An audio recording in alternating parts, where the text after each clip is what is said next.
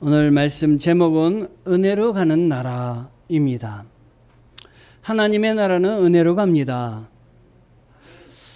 하나님의 나라는 은혜로 갑니다. 하나님의 나라는 은혜로 갑니다.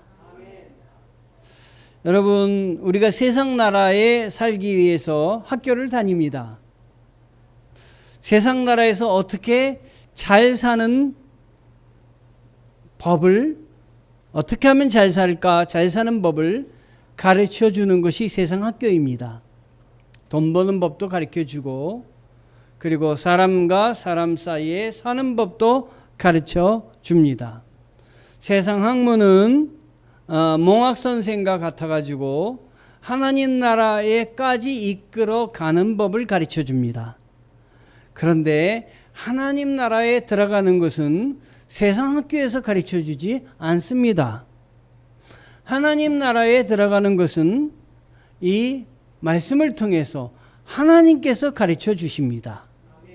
그러므로 하나님 나라에 들어가는 법은 따로 배워야 됩니다. 세상 학교에서 배우는 것과 하나님 나라 들어가는 그 법을 배우는 것은 각각 같은 것도 있지만 상충되는 것도 많습니다. 그래서 우리가 학교에서 배운 것 가지고 세상 나라에서 살 때는 유익하지만 하나님 나라 들어갈 때는 방해되는 요인도 있습니다. 내 생각대로 또 내가 지금까지 배워온 대로 나가다 보면은 문제가 생길 수도 있습니다. 그러므로 하나님 나라에 가려면 하나님이 가르쳐 주시는 대로 따라야 됩니다. 하나님 나라는 어떻게 갑니까? 은혜로 가는 나라입니다. 오늘 주님께서 주신 포도원의 품꾼의 비유 가운데 하나님 나라를 어떻게 들어가는지 주님은 그 방법을 일러주고 계십니다. 오늘 포도원의 품꾼의 비유는 포도원의 포도가 아주 가득 열렸습니다. 이 포도원은 천국이고 포도원 주인은 하나님이시며 포도원 품꾼은 우리들입니다. 각각 그것을 상징합니다. 포도원 주인이 이제 포도원에 포도가 가득 열렸기 때문에 추수하기 위해서 그 일꾼들을 모집하러 나가셨습니다. 밖에 나가서 9시에 나갔는데 9시에 나가보니까 사람들이 일꾼이 많이 있었습니다. 그래서 일꾼들을 향해서 계약을 했습니다. 우리 포도원에 가서 일을 하면은 하루 품값을 주겠다라고 이야기를 하며 계약을 했습니다. 자, 이 포도원의 일꾼들은 아침부터 나와서 이제 일을 해서 하루 종일 일을 하면은 하루 품값을 받을 것입니다. 그런데 우리 주님께서 일을 하다 보니까 포도원에 그 포도들이 가득한데 일꾼이 부족했어요. 그래서 또 나가셨습니다. 몇 시에 나가셨냐면 이번에는 12시에 나가셨습니다. 12시에 나가서 사람들을 보니까 또 일할 만한 사람들이 많이 있어서 계약을 했습니다. 너희가 열심히 일하면 하루 품값을 주겠다라고 이야기를 하셨습니다. 또 3시에도 나가고 5시에도 나갔습니다. 그래서 하루 품값을 주기로 하고 계약을 맺었습니다. 자, 문제는 지금부터 시작이 됩니다. 이제 5시에 그 품꾼을 모아서 일꾼에게 수당을 주겠다고 했는데 이 포도원에 일하는 마감 시간이 6시입니다. 그러니 1시간밖에 일하지 않은 일꾼들도 있겠지요. 마감하는 것은 세상적으로는 포도원의 일이 끝난다고 생각했겠지만 이것은 비유이기 때문에 천국을 비유로 지금 상징하여 말씀하신 것이기 때문에 맨 마지막에 들어올 사람을 천국에서는 어떻게 대우할 것인가 하는 이야기입니다. 아침에 들어온 사람이나 12시에 들어온 사람이나 3시에 들어온 사람이나 5시에 들어온 사람이나 우리 하나님은 똑같이 일당에 해당하는 품꾼을 주겠다, 돈을 주겠다 약속을 하셨습니다. 즉 하나님 나라 백성으로 아침 9시에 믿든지 젊을 때 믿든지 12시에 좀 시간이 지나서 믿었든지 아니면 거의 1시간밖에 남지 않은 노년에 믿든지 우리 하나님은 똑같이 대우해서 똑같이 천국에 들어올 수 있게 해 주시겠다 하시는 약속입니다. 그런데 그 약속 말미에 아침부터 들어와서 일을 하던 포도원 품꾼이 원망을 했습니다. 나는 아침부터 들어왔는데 아침부터 들어온 저와 마지막에 5시에 와서 일하는 저 품꾼과 어떻게 똑같은 급여를 받냐고 항의를 하게 되는 것입니다.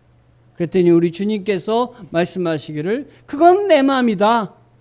내가 그 약속을 한 것은 하루 일당을 주겠다고 약속하지 않았느냐.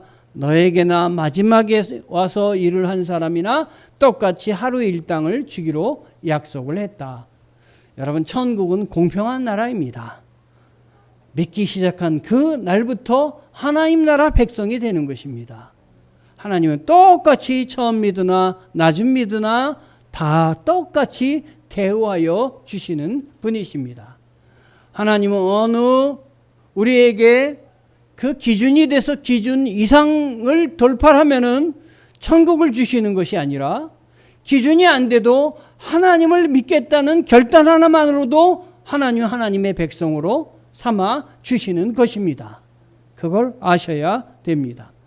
하나님 나라의 모습에 대해서 오늘 이렇게 알려주시는데 하나님의 자녀되는 은혜는 내 노력이 아닌 전적으로 하나님이 택하여 주심으로 받는 선물임을 잊지 마셔야 됩니다.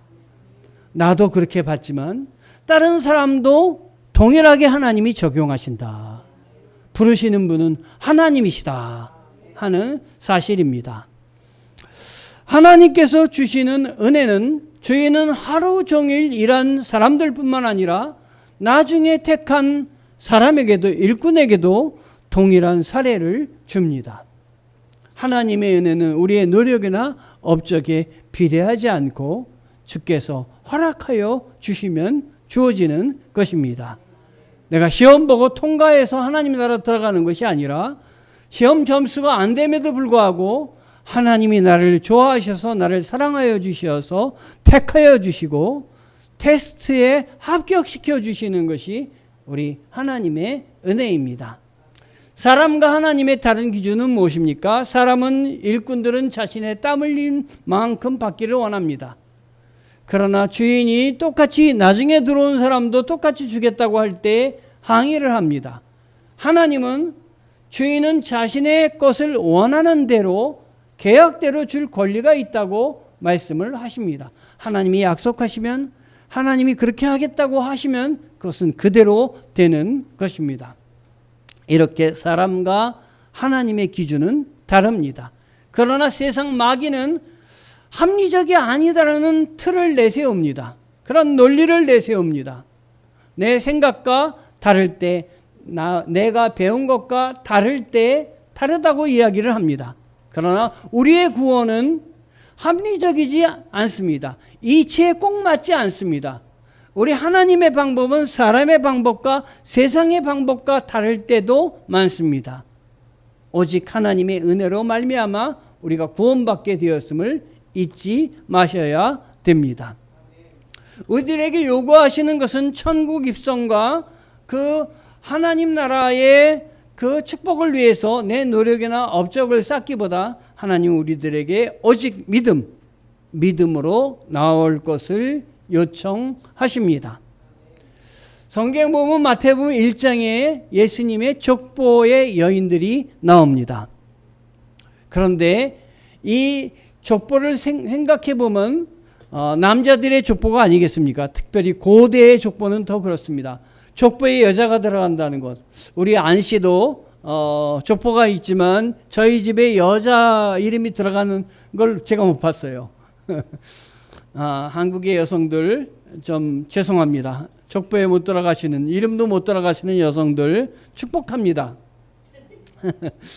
그런데 예수님의 족보에는 아니 고대였으니까 더하면 더할 텐데 그런데 여자의 이름이 5명이나 들어가 있습니다.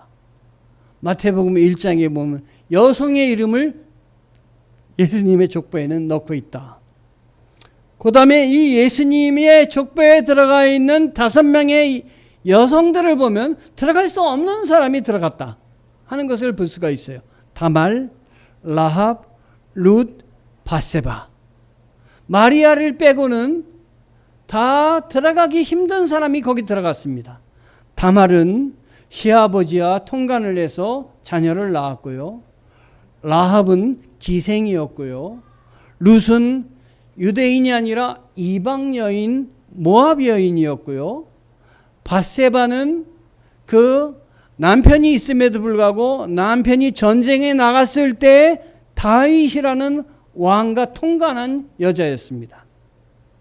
자, 세상적으로 볼 때 존중받을 수 없는 여인들이 4명이 여기 들어갔어요. 하나님의 말씀은 뭘 의미할까 생각을 해봤습니다. 마리아는 나이가 너무 어렸어요. 감당하기 어려운 그러한 큰 일을 감당하기 어려운 나이였어요. 하나님께서는 사람의 옳고 그름, 사람의 윤리보다도 하나님 앞에 하나님을 향한 결단, 하나님을 향해서 손을 들고 마음을 둔 사람들을 소중히 하시고 그 사람들을 통해서 역사를 이루어 간다는 것입니다, 여러분. 하나님이 이렇게 택하신다는 거예요. 여러분, 그러므로 여러분의 기준에 의해서 사람을 판단하지 마시기 바랍니다. 내가 볼 때 저 사람은 좀 믿음하고 생활이 똑같지 않아. 안 되겠어. 하나님 편에서는 그렇지 않을 수도 있단 말이에요. 하나님 편에서는. 나는 그렇게 생각하더라도 하나님이 보시기에 나는 어떨까요? 나는 제대로 돼서 하나님이 나를 택하셨을까요? 나도 따져보면 흠결이 많을 수 있어요. 그래서 우리 주님께서 말씀하시기를 남의 눈에 티끌을 보지 말고 내 눈에 들보를 봐라 그랬어요.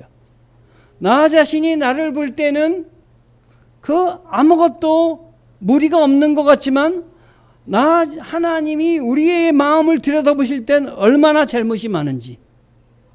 우리 하나님은 그러나 그도 택하셔서 예수님의 족보에다 집어넣습니다. 흠 많은 사람이지만 예수님은 들어쓰셔서 이 족보에서 예수 그리스도께서 오시게 하셨다. 이 여인들의 몸을 통해서 거룩한 계보를 만드셨다 하는 것을 우리는 알아야 됩니다. 그러므로 하나님 앞에 나의 나됨을 자랑하기보다는 하나님의 은혜로 되었다고, 하나님의 사랑으로 되었다고 우리는 고백하며 그렇게 서야 됩니다, 여러분. 나보다 연약하다고 생각하는 자들을 용납을 해줘야 됩니다. 왜냐하면 하나님이 나를 용납하셨기 때문이지요. 충만공식과 결핍공식을 계속 예배 때마다 설교 때마다 이야기하고 있는데 오늘은 전적인 하나님의 은혜를 바라며 충만공식에 나의 믿음을 도입을 하면 하나님은 구하고 찾고 두드릴 때 주어지고 찾아지고 열려지는 역사가 있을 것입니다. 그러나 하나님을 향해서 믿음을 가지고도 충만공식에 전적인 하나님을 바라보지 않고 구하지 않으면 결핍과 상실과 닫혀져서 내 마음에 평화가 없을 줄 압니다. 지금 내 마음에 평화가 가득 찬지 아니면 내 마음에 기쁨이 가득 찼는지 나의 열매를 보고 내가 어느 쪽에 속했는지 알 수 있어요. 만약에 내가 내 안에 열려짐과 축복이 없고 닫혀짐과 절망과 원망이 가득 찼다면 회개하셔야 됩니다. 회개하셔야 됩니다. 우리 기독교인이 다른 신앙인들과 다른 세상 사람들과 다른 것은 주일마다 교회에 와서 자기를 돌아본다는 것에 있습니다. 말씀에 비춰서 나를 돌아봐서 내가 잘못됐을 때 주님의 말씀을 붙잡고 돌이킨다는 데 있어요. 돌이킴이 없는 사람은 회개가 없는 사람입니다, 여러분. 그러면 하나님이 기뻐하시지 않습니다. 하나님 전상서라는 글을 제가 읽게 되었습니다. 이것은 실제로 있었던 일입니다. 전남 해남에서 머슴집 아들로 태어난 아이가 있었어요. 이 아이는 아버지가 머슴이었는데 돈이 없으니까 초등학교를 졸업하고 중학교를 가지 못하게 되었습니다. 그리고 몸이 아파가지고 이 부모가 얘가 제대로 살아 있을지 참 걱정이 되었어요. 그런데 아버지를 따라 나무를 하고 하다가 마음에 참 갈급함이 있었어요. 친구들은 학교를 가는데 얘는 학교를 못 가니까 마음이 참 아팠어요. 그래서 엄마를 따라가든 교회에 가서 교회에 앉아서 기도를 합니다. 하나님, 제가 공부를 하고 싶습니다. 굶어도 좋고 머슴살이 해도 좋은데 제게 공부할 길을 열어주세요. 그 길만 열린다면 하나님 제 생애를 바쳐드리고 싶습니다. 하나님 응답해 주세요. 공부에 대한 열망을 가지고 이 소년이 이렇게 기도하며 기도만 갖고 안 되겠다. 편지를 써야 되겠다. 하나님 앞에. 편지를 썼어요. 종이를 가져다가 편지, 그 마음을 그대로 담아서 편지를 쓰고 편지를 이렇게 해서 우표는 없으니까 편지 봉투에다가 담아가지고 이렇게 봉하고 겉에는 하나님 전상서 이렇게 적고 뒤에는 자기 이름을 세자 적었어요. 그리고 어떻게 하나님께 붙여야 될지 모르니까 우체통에다 갖다 넣습니다. 자, 일은 여기부터 시작됩니다. 우체부 아저씨가 우체통에 있는 편지들을 모아가지고 이제 우체국에 가서 도장을 찍고 전달하려고 하는데 이 하나님 전상서라는 글이 나온 거예요. 야, 이 우체부 아저씨가 고민을 하게 된 거예요. 하나님 전상서? 이거 글씨를 보니까 애가 쓴 글씨 같은데 이거 어떻게 하지? 여러분, 보통 사람 같으면 그냥 이 미분류를 해가지고 딴 데다 해서 버릴 수도 있을 거예요. 근데 이 아저씨가 아마도 믿는 사람이 아니었던가 하는 생각이 들어요. 하나님께 보내는 편지이니 교회 목사님께 드리면 되겠구나. 그래서 교회 목사님께 갖다 드린 거예요. 목사님은 이 편지를 우체부 아저씨한테 전달받고 그 편지의 내용을 봤더니 바로 그 내용, 아주 절절한 내용이었어요. 그래서 이 아이를 찾아서 그 아이에게 얘야, 우리 교회에서 보육원을 운영하니 너 우리 교회 보육원에 들어와라. 그리고 내가 시키는 것 다 하면은 내가 너 중학교 보내주마. 이 아이가 중학교를 그래서 가게 된 거예요. 공부를 하게 된 겁니다. 하나님이 우체부 아저씨도 도왔고 하나님이 목사님도 도왔다 이렇게 생각을 합니다. 하나님이 열어주셨다, 길을 열어주셨다 저는 생각합니다. 길이 안 보여도 하나님은 길을 여신다. 이 마음을 다 보신다. 하나님은 나의 답답함, 나의 신음 가운데 드리는 그 마음도 하나님은 다 받으신다. 하나님 보고 계시다. 이 아이가 공부를 잘해서 전남대학교 의과대학에 합격을 했어요. 그래서 의사가 되었습니다. 그런데 자기가 받은 것이 있으니까 하나님 앞에 슈바이처 같은 의사가 되고 싶었어요. 그래서 슈바이처가 어떻게 했나 봤더니 슈바이처 박사는 의학을 하고 신학을 했더라고요. 그래서 신학을 하려고 대학에 입학 원서를 냈어요. 그 대학이 한국신학대학입니다. 그래서 한국신학대학에 합격하고 졸업해서 목사가 되었는데 하나님이 그를 귀하게 쓰셔서 한국신학대학교 3대 총장이 되게 하셨어요. 오영석 전 총장입니다. 사소하지만 사소함을 사소하게 여기지 않는 따뜻한 마음이 우리 주위에 있습니다, 여러분. 여러분, 사람들을 대할 때 하나님과 같은 따뜻한 마음으로 대하시기 바랍니다.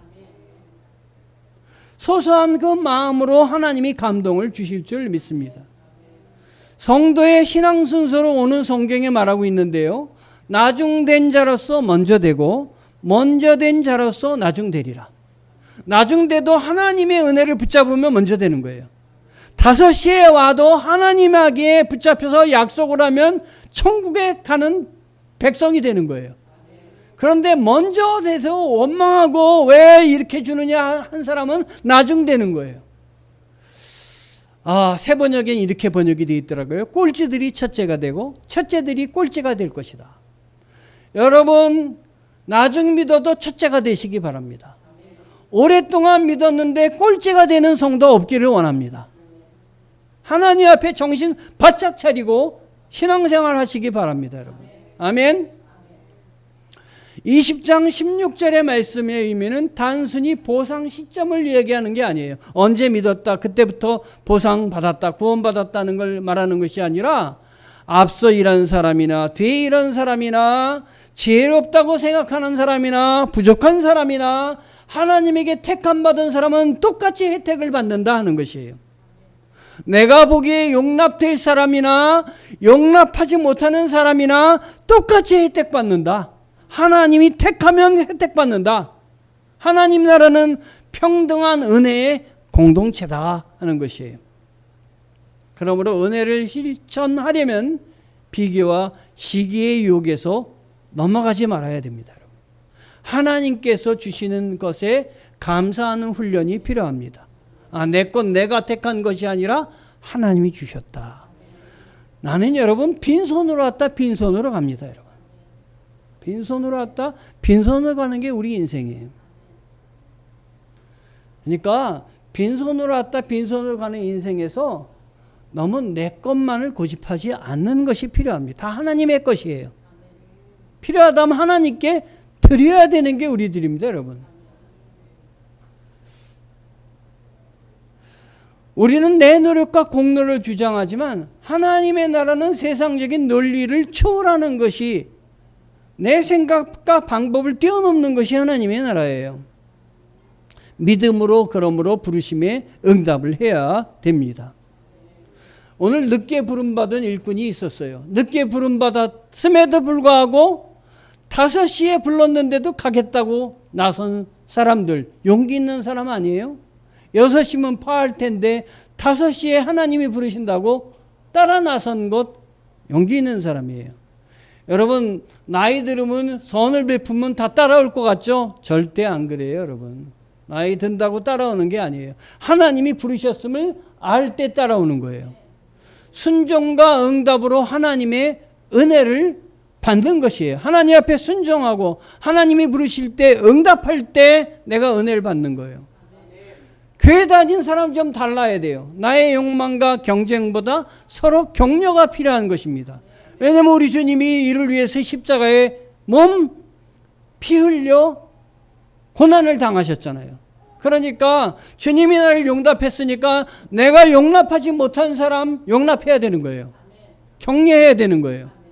비교, 불만, 시기 대신 서로 잘 되기를 바라야 되는 것입니다, 여러분. 제가 요양원에 가서 찬양을 하다가 이 찬양을 불러봤어요. 은혜로 가는 하나님의 나라.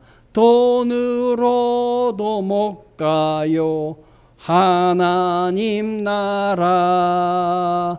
힘으로도 못 가요 하나님 나라. 멸룩하면 가는 나라 하나님 나라. 믿음으로 가는 나라 하나님 나라. 이랬더니요, 그 요양원의 어르신들 중에 따라하시는 분이 계시더라고요. 그래서 따라하신다는 건 뭘 말해요? 유년주일학교 다니셨구나, 이걸 생각하는 거예요. 어렸을 때 택함을 받으셨구나. 그런데 그 어르신들 중에 어렸을 때 택함을 받은 분은 따라하지만 연세가 들어서 지금 예배의 말씀을 듣는 분들 중에서도 하나라도 더 들어서 하나님 나라 가려고 애를 쓰시는 분들이 눈에 보여요. 그래서 감사해요. 하나님은 사람을 부르신다. 젊을 때도 부르시지만 나이 들어서도 부르신다. 요양원 예배 장면 사진이에요. 40명이 넘었어요. 처음에 20명 정도 18명밖에 안 됐다가 40명이 넘으셨어요. 그래서 주보를 30장을 만들어 갔는데 모자랐어요. 처음에 주보를 말이에요. 저하고 저희 집사람하고 예배 드리는 용만 가져갔어요. 근데 그 중에 어떤 분이 주보 좀 만들어 주세요 그러더라고요. 그래서 속으로 주보 이거 30장 만들려면 이게 힘든데 종이도 많이 들고 잉크도 많이 드는데 이런 생각을 순간 했는데 제 뒤에 하나님이 호령을 하세요. 야 이놈아, 종이가 그렇게 아깝니? 잉크가 그렇게 아까워?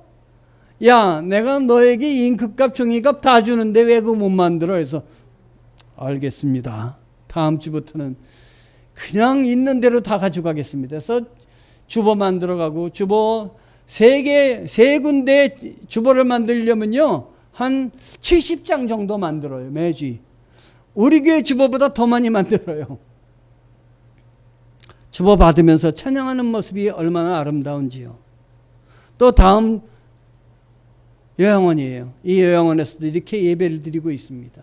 저기 사진에 보면은 제 마이크 오른손 마이크 앞에 얼굴 안 보이는 어르신, 저분은 꼭 저 자리에 앉으시겠대요. 저 자리는 어떤 자리냐면 제가 설교하는 바로 옆자리예요. 늦게 오셔가지고 꼭 그 자리에 앉으시려고 하니까 다른 어른들이 이 손수레 같은 걸 끌고 오시면서 그 자리에 오시려고 그러니까 막 뭐라 그래요. 근데 제가 그분의 마음이 느껴지더라고요. 저분은 하나님을 목사님 옆에서 가까이에서 하나님을 뵙고 싶은 그 마음으로 여기 오시는구나. 그래서 어르신들한테 그 얘기를 했어요. 저분은 그런 마음으로 오시는 겁니다. 그러니까 늦게 오더라도 저분 그 오시는 거를 뭐라고 나무라지 마세요. 하나님 앞에 정성스럽게 쓰고 싶은 마음으로 오시는 겁니다. 근데 감사하게도 다른 어르신들이 그 다음에 이쪽으로 오세요, 이쪽으로 오세요 이렇게 비켜주세요. 저분은 예배 드릴 때 헌금을 못 드리는 게 늘 마음의 아픔이세요. 그래서 뭘 주시냐면은 자녀들이 갖고 온 음식을 바리바리 싸서 저한테 주시는 거예요. 사탕도 주시고 요구르트 주시고, 그런데 요구르트도 오래되고 바나나도 오래돼가지고 먹을 수가 없어요. 그런데 그 마음을 하나님은 보시지 않겠어요? 저 예쁜 마음 하나님 봐주시옵소서. 제가 저분을 놓고 그렇게 기도합니다. 여러분, 어르신들 하나님을 찬양할 자격이 있는 거예요. 5시에 와도 하나님 믿을 자격이 있는 거예요. 내 생각으로 저분은 5시에 왔으니까 뭘 믿어? 그건 하나님의 뜻이 아닌 거예요.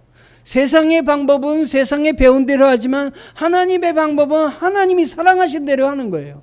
내 생각대로 세상에서 배운 학문대로 하는 것이 아니라 하나님이 가르쳐 주시는 대로 사랑하며 베푸는 것, 아주 연약한 사람도 돌보는 것, 이게 하나님의 마음이에요.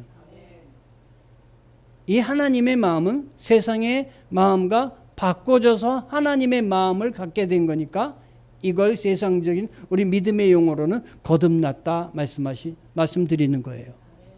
거듭나기 전에는 세상 방법으로 살았지만 거듭났기 때문에 이제는 세상 방법으로 사는 것이 아니라 하나님의 방법으로 생각하고 하나님의 눈으로 보고 하나님의 시각에서 생각하고 용서할 수 없었던 사람을 용서하고 사랑할 수 없었던 사람을 사랑하는 것, 이게 거듭난 사람의 삶이에요.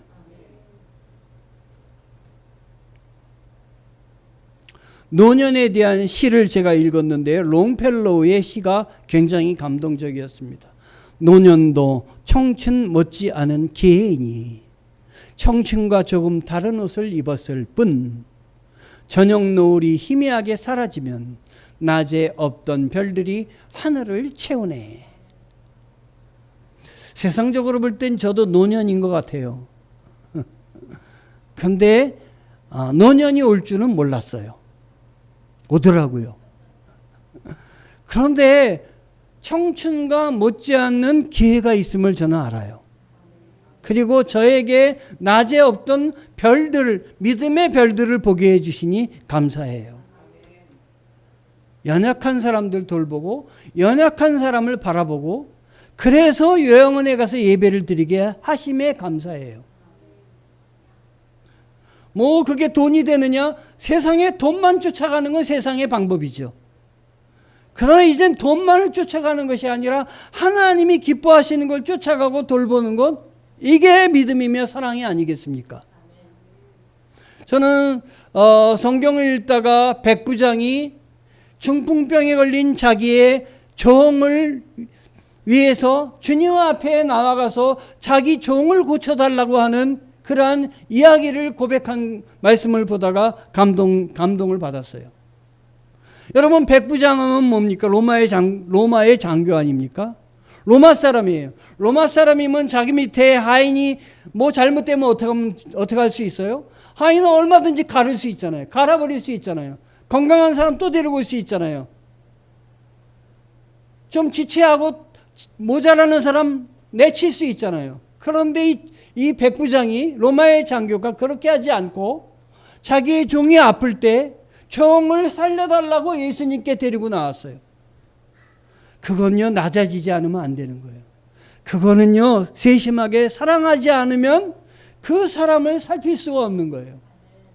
그런데 그렇게 살핀 것은 그만큼 이 백부장의 마음에 뭐가 있었느냐면 그 하인을 사랑하는 아주 그 가난하고 외로운 사람을 돌보려고 하는 마음이 있는 걸 아셨던 거예요.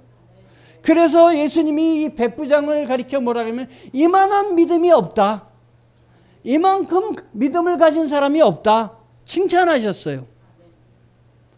여러분이 하찮게 생각하는 사람 돌보시기 바랍니다. 그게 예수님이에요.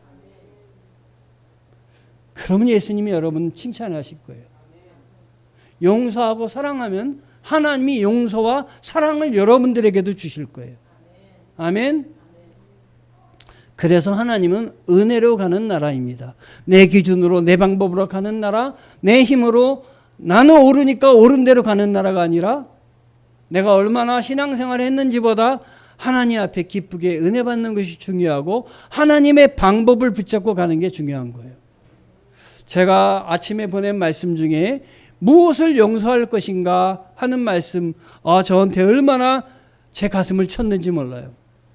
마하마트 간디의 얘기를 인용을 했는데요. 약한 사람일수록 상대를 용서하지 못한다. 용서는 강하다는 증거다. 강한 사람이 용서하는 거예요. 다른 일을 용서하는 건 정말 힘든 일이죠. 그것은 상대를 용서함으로 처지가 약해지는 것처럼 느낄 때가 있기 때문입니다. 하지만 내 안의 중심이 단단하게 잡혀 있으면 처지와 상관없이 상대를 용서할 수 있으리라고 생각합니다. 백부장이 자기보다 못한 그 종이 아픈 종을 주님 앞에 데리고 나왔던 것은 왜 그럴까요? 그 안에 하나님의 사랑이 굳건히 있었기 때문에 희생한 거예요. 낮아진 거예요. 여러분 안에 하나님의 사랑이 있습니까? 여러분을 와서 예배드리게 한 주님이 여러분 안에 있지 않습니까? 그러면 여러분이 약하다고 생각하는 사람 용서하세요. 약하다고 하는 사람 치지 마세요. 그거 잘못입니다. 만약 도무지 용서가 안 될 때는 왜 용서할 수 없는지를 자신에게 물어보세요. 거기에는 아마도 자신이 약한 그 일면이 숨어 있을 것입니다. 어떤 사람은 돈 때문에 다른 사람을 용서 못하는 사람도 있어요. 여러분은 뭐 때문에 용서가 안 됩니까? 그 약점과 대면할 수 있다면 상대를 용서할 수도 스스로 성장할 수도 있겠죠. 저는 또한 용서란 누구를 용서할 것인가가 아니라 상대의 어떤 부분을 용서할 것인가라고 생각합니다. 상대의 모든 걸 용서할 수는 없으니까요. 그 부분을 발견하고 용서해 주세요.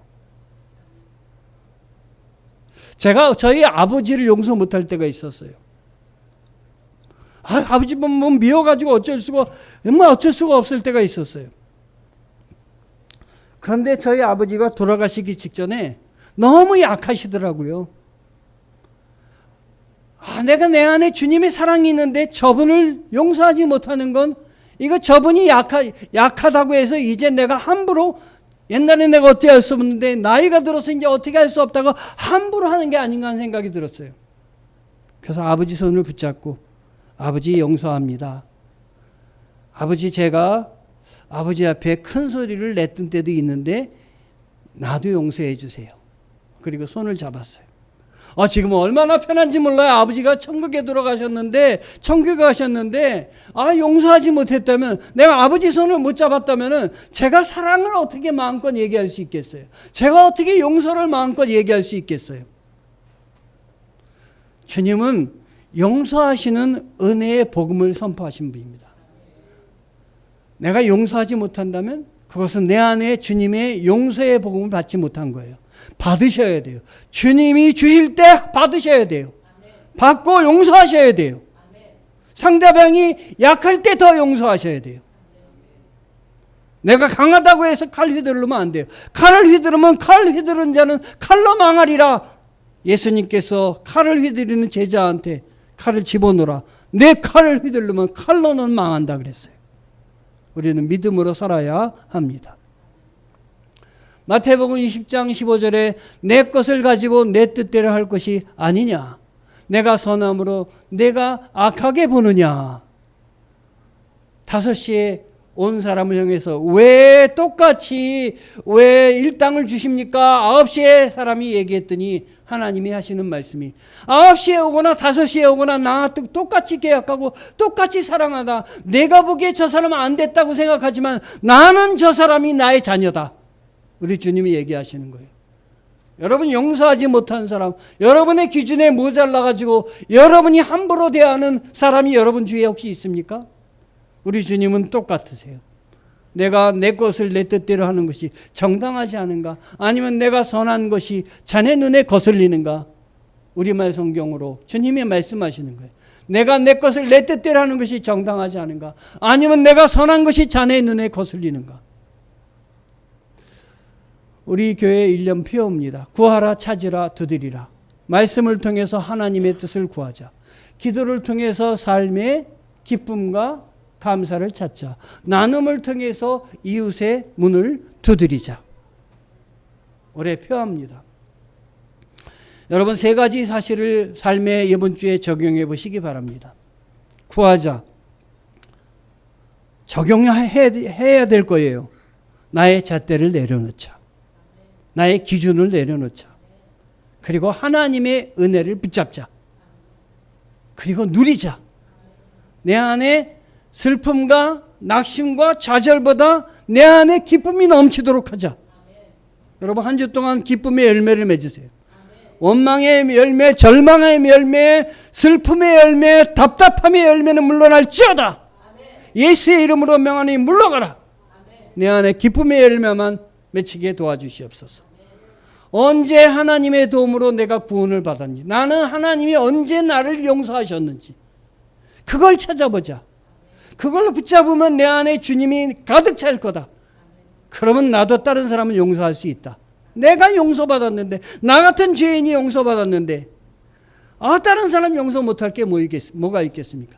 예수 믿으면서 회개하지 못하는 건 이거는 죄인입니다. 예수 믿으면 교회 안에서 좀 달라져야 돼요, 여러분. 회개하고 달라져야 돼요. 두드리자. 비교와 시기를 벗어나 함께 은혜로 사는 공동체가 되도록 믿음으로 구하며 두드리자. 비교하지 말자. 나에게 주신 것 그대로 받자. 하나님이 나를 통한 계획이 있음을 믿고 하나님이 주시는 것 가지고 열심히 살자. 그러면 하나님이 구하고 찾고 두드리는데 만나 주실 것입니다. 열매를 열리게 해 주실 것입니다. 여러분 오늘 설교 제목이 뭡니까? 은혜로 가는 나라입니다. 은혜로 하나님 나라의 백성으로서 다 사시는 자녀들 되시기를 축원합니다. 기도하시겠습니다. 하나님 감사합니다. 은혜로 가는 나라의 자녀로 불러주시고 하나님 우리에게 사랑으로 주시니 감사합니다.